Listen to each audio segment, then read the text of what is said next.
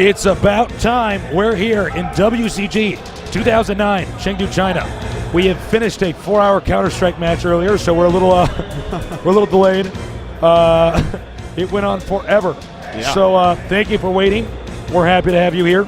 I am Tasteless, and with me is the one, the only, the StarCraft Wikipedia himself, Artosis. Oh, thank you so much. You know what, Tasteless? This is maybe my favorite WCG of all time. We've had some insane games here.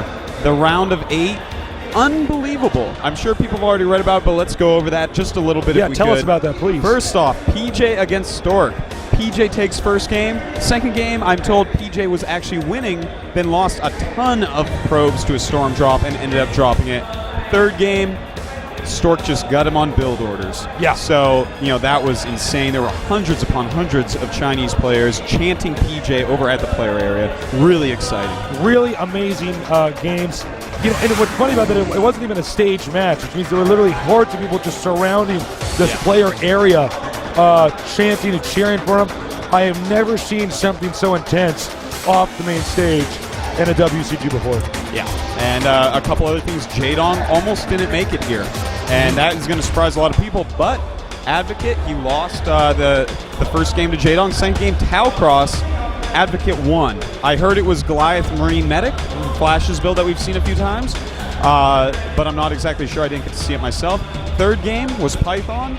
And Advocate was supposed to go double barracks in the center of the map, but ended up switching over to dropship and lost to this guy right here, Jaedong. So Jaedong did advance. In the meantime, Bisu took out Sen, and Cole took out Hydra 2-0. Here we got Jaedong, best Zerg of all time. Yep. He's basically outdone the Maestro himself, Savior.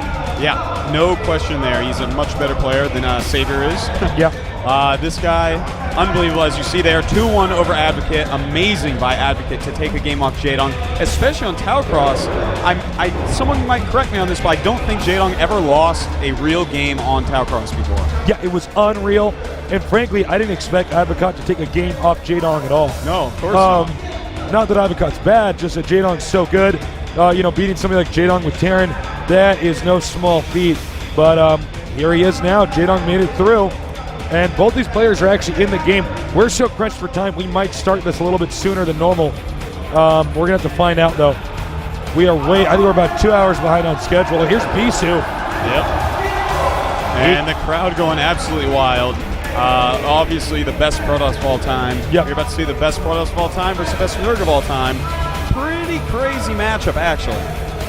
And as you can see, he went through some very tough players in this tournament. PJ, Demaga, Paranoid, beat Sen, of course. Really, really strong player here. First place in the WCG qualifiers in Korea. I believe this is his first time, actually, at a WCG international event. So look at that crowd. My God. Korea got nothing on this. There are a lot of people in China. We can prove it with this shot right here. That's right. And this is only a fraction of the convention hall here. Yeah. It is packed here. Let's get a shot of the map. Let's spin it around and color it. There we go. Destination. That's right. That's going to be our first map here today, followed up by Coliseum and, if needed, Python. Yeah. Now Destination, we've seen it about 100 times so far in these casts. Great map. We should see a really great ZVP here, man. You know, this, as we've said before in previous broadcasts, one of the best maps of all time. Yeah. Two of the best players of all time. Yeah. And I mean, the map one of the balance. best WCGs of all time. Yeah. I mean, this is the best casters of all time. Everything's just working out, man. This is just an amazing day here. And by the way, we're so happy that you joined us. Oh, and before I forget, thank you, Quad V. Yeah, quadv.com. Check them out. They've had a lot of other streams. No StarCraft. I don't think we'll see any StarCraft on that side stream, actually, because the tournament's just about over. But check them out for sure. Yeah, definitely check them out. They've been very helpful. And let's get this going here.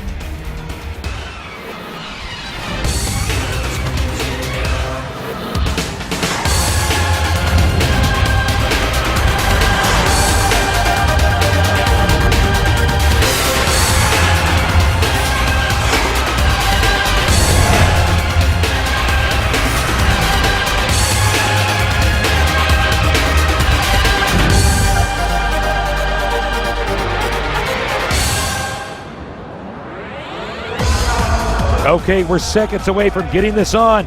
We're going to start this Bisu against Jaedong, Korea against Korea. The winner goes to the final. The loser is going to have to play for the third place title. Yeah, against Cole from Germany, who, by the way, amazing job, defeated Hydra 2-0. No one expected that. Yeah. That kid is great. What a great player he is. He's had a great weekend here. Really impressive player. He seems to be filling in the shoes of Mondragon. Yeah, no doubt very about impressive. that. Okay, we have confirmation the players are ready. WCG, actually where I started my casting career. First major event I casted at was in Singapore. It's good to be here again. Let's get this on.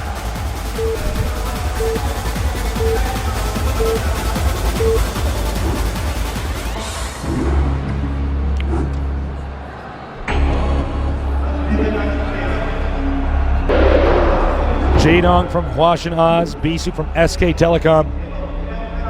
I have got to say, this is going to be awesome. I have no idea who's the favorite here. These guys are both so talented.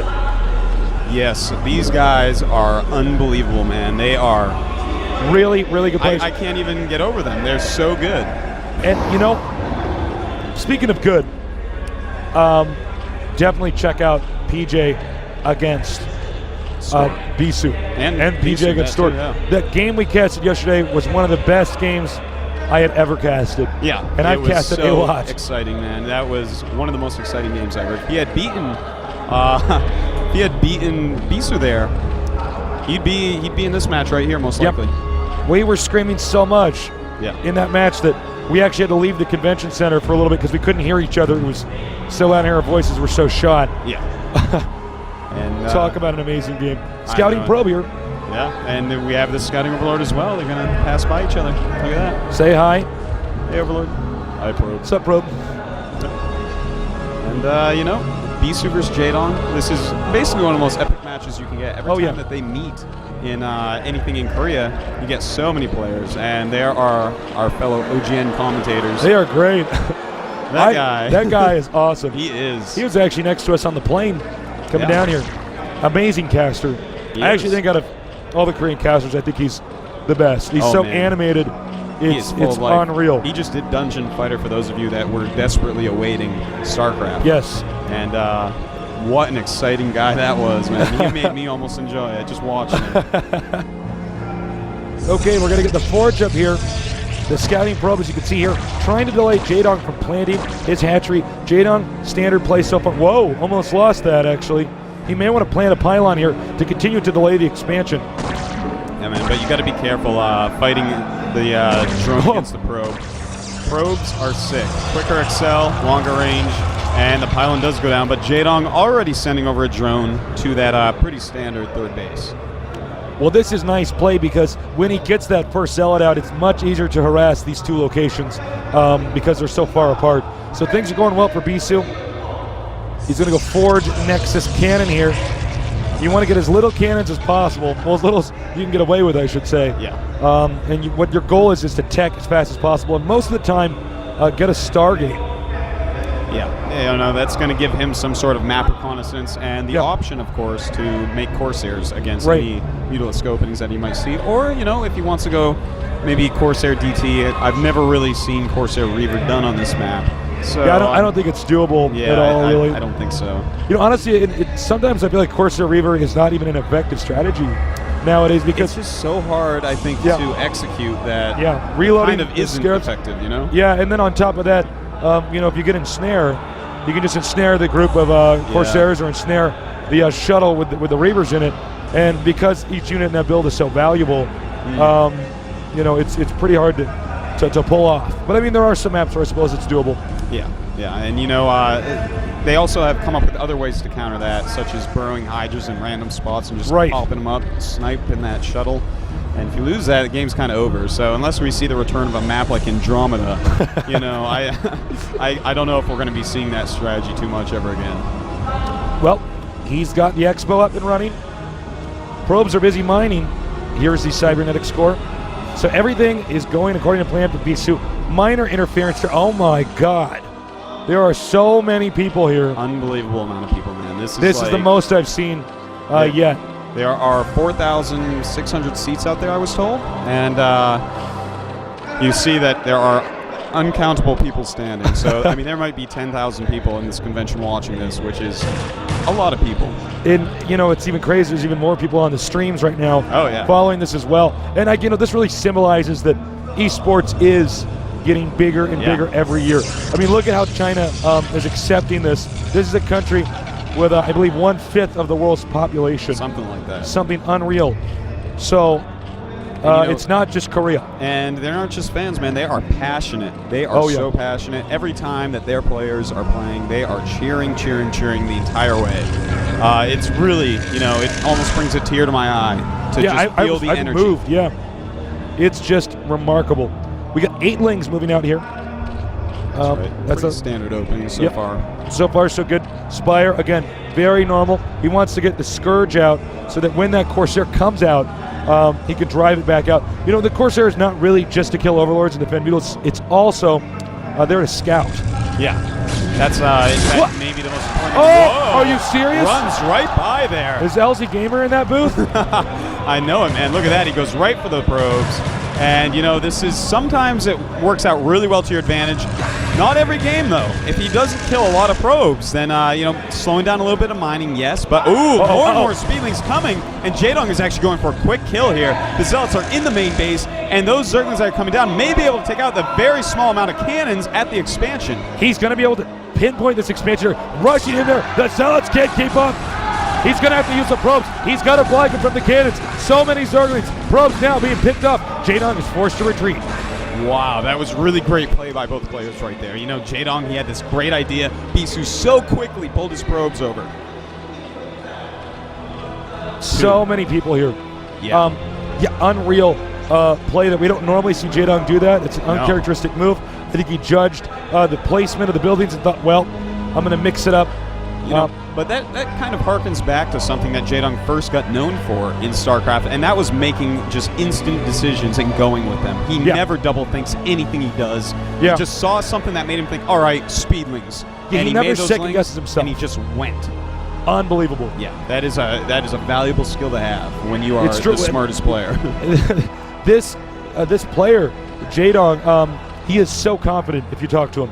Yeah. I remember talking to him in Germany last year for the World Finals, and I said, do you ever get nervous in games? And he just looked at me and says, what's the point? He says, no. Wow. He does not get nervous. I understand he gets himself really pumped up before the match. You have Corsairs. No, we don't have Corsairs there. But he is going to try to take them out here with the Scourge. He did. Nowadays, a lot of Zerg players actually scout with that Scourge. Yeah. So they can punish the Corsair if they see it. Yeah, it's a very good scout, too. You know, it's so cheap. It's quick. And, you know, it's useful, like you just said. But he does have a few mutas as well. You know, Bisu has not made many Corsairs because of those Scourge flying all over the place. But he does have Templar tech.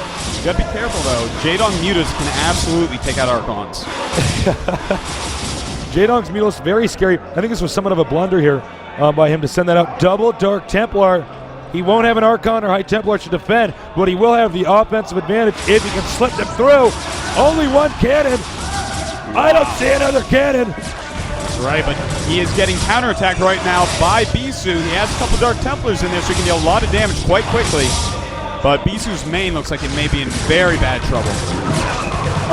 Unfortunately, it does look like, unfortunately for Bisu, he is going to be held off here. But as you can see, these Mutalisks are just shredding up Bisu's main base. This is where the tech is. He can take out the probes. He can take out the Nexus. He can take out the Archives.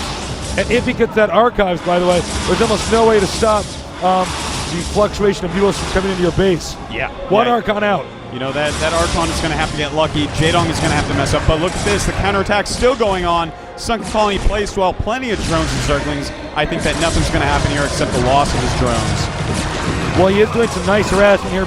Bisu keeping his cool. I don't think this harassment's going to pay off in dividends.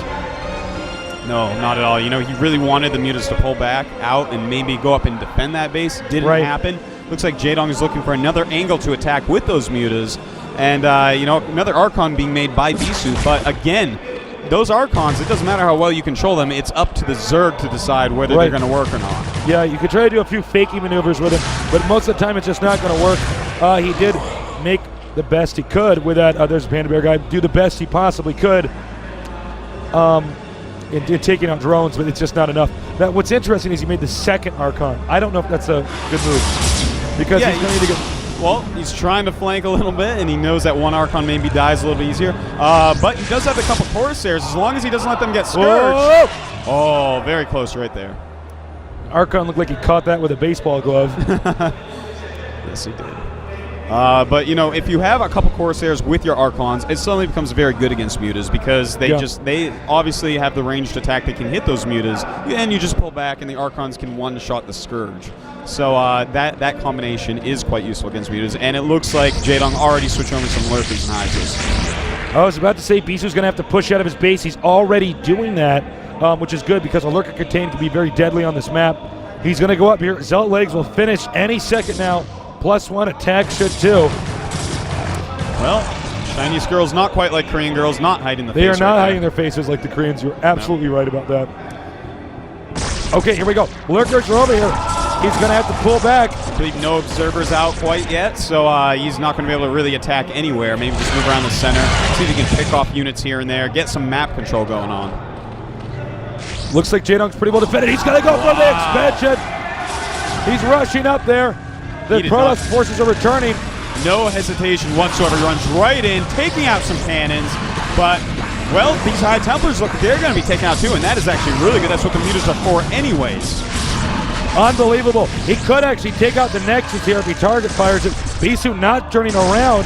Jaedong getting more and more of an advantage. Legs have finished. Leg upgrade is finished. But at the same time, there's no way he's going to get in there. So many probes being picked apart. It's going to be a while before Bisu can get another base.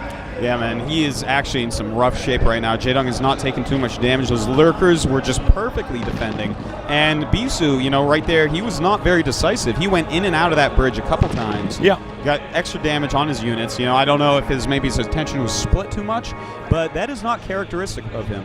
Well, one problem for Protoss in this matchup is once you start to get behind, it can snowball out of control. And I think that's what we're seeing here with Bisu. While he is maintaining equanimity, I don't know if he's actually going to recover. All right, he needs to get away from that. Zealots very weak against Lurkers unless they can surround them. Yeah, man, and he's got those so damaged already by running through Lurkers a few times, by getting hit by Mutas here and there, and Jaedong just pushing through. This could be it. Bisu's going to have to defend perfectly. These Lurkers, we don't see any observers out here just yet. They're getting closer and closer to that Nexus. Wow, he's taking so much damage. Those High Templars, they are pretty new. I don't know if they have enough energy for Storm quite yet, but even if they do, the Lurkers are going to be too many. Finally, the Observer comes out, but his army already gone. He's going to go take out the Overlord. He doesn't want to let that Observer get spotted. Overlord is gone. The Observer's safe, but it doesn't matter. GG. Wow, Jaedong, he just peeled Bisu apart like he was nothing. What a game. Yeah. Well played by Jaedong. He got the advantage. He kept it. I don't think I saw any real mistakes there from him. No. He would totally kept this cool when that hatchery was blocked. And yeah, man, well played by Jaedong. We're going to go to the second set here. Yep. And that's going to be on Coliseum. That's right.